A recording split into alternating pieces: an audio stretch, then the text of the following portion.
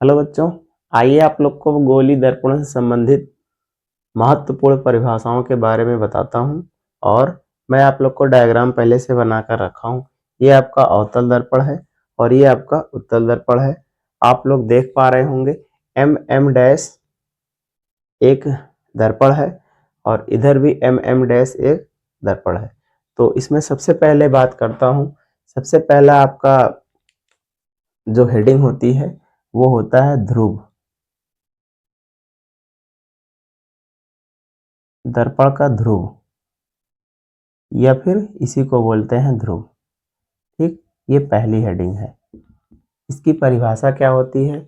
तो परावर्तक कोई भी दर्पण हो, ये आपका अवतल दर्पण है, ये आपका उत्तल दर्पण है। ठीक, मैं दोनों को इसलिए बना दिया हूं जिससे आप लोग दोनों को समझते रहें। ठीक है, तो ध्रुव क्या होता है? ध्रुव को प्रायः पी से प्रदर्शित करते हैं। क्यों? क्योंकि इसको पोल बोलते हैं इंग्लिश में। ठीक है, कैपिटल पी से प्रदर्शित किया जाता है।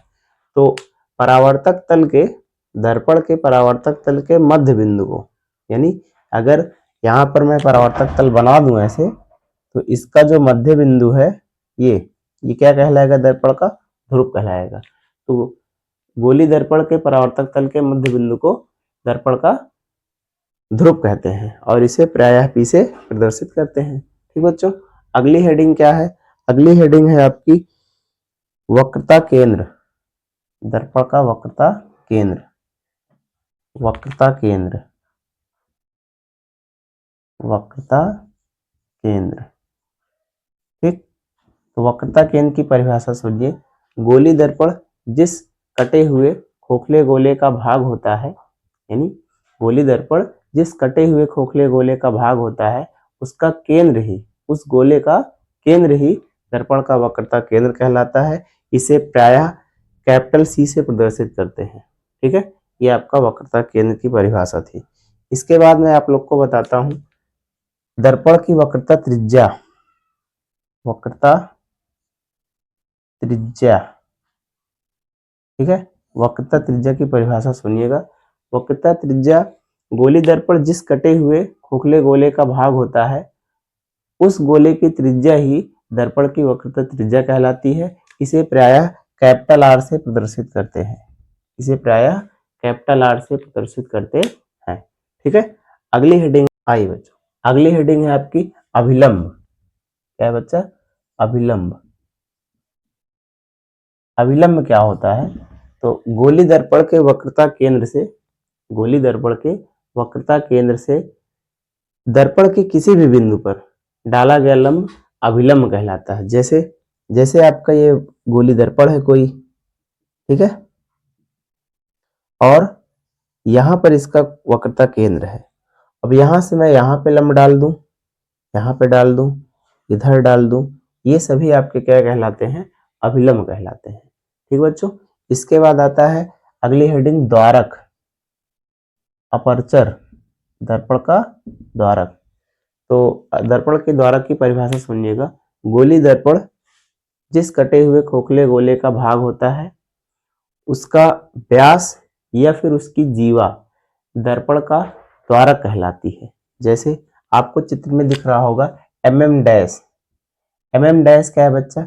एम डैश इस गोले का जीवा है, यानी ये क्या होगा? ये आपका दर्पण का द्वारक मीन्स होता है दरवाजा, जहां से प्रकाश इंटर करता है, यानी प्रवेश करता है। ठीक है, अब अगली हेडिंग है आपकी मुख्य फोकस, या फिर इसी को बोलते हैं फोकस बिंदु। ठीक है, आइए इसे समझते हैं। यह आपके एग्जाम में पूछा जाता है, मुख्य फोकस या फिर फोकस बिंदु। देखिए बच्चों, मैं आप लोग को अवतल दर्पण लेकर के समझाता हूं।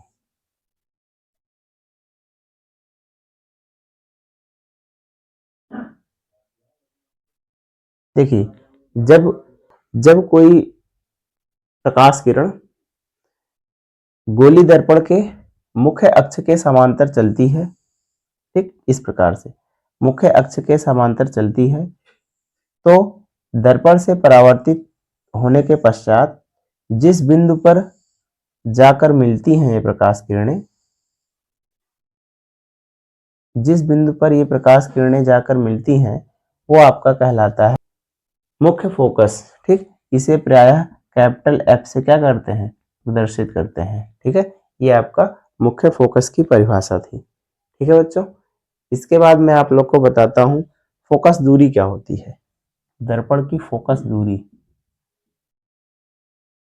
फोकस दूरी दर्पण के फोकस बिंदु और ध्रुव तक की दूरी जो होती है वो दर्पण की फोकस दूरी कहलाती है और इसे प्रायः स्मॉल f से प्रदर्शित करते हैं। क्या करते हैं, देखिए फोकस दूरी में यदि आपका फोकस बिंदु जो है, फोकस बिंदु दर्पण के वक्रता केंद्र C और दर्पण के ध्रुव P के ठीक बीच में स्थित हो तो फोकस दूरी का एक संबंध होता है। फोकस दूरी F बराबर होता है कैपिटल R बटे 2। ठीक है, ये आपका बेहद ही इंपॉर्टेंट रिलेशन है, इस पर आपका सवाल बहुत पूछा जाता है, यानी न्यूमेरिकल्स बहुत पूछे जाते हैं। ठीक है, यदि फोकस बिंदु जो है आपका वक्रता केंद्र C, यहाँ पे C मान लेते हैं, और फोकस ध्रुव और ध्रुव P के ठीक बीच में स्थित होता है तो फोकस दूरी F बराबर R/2 यानी वक्रता त्रिज्या की आधी होती है।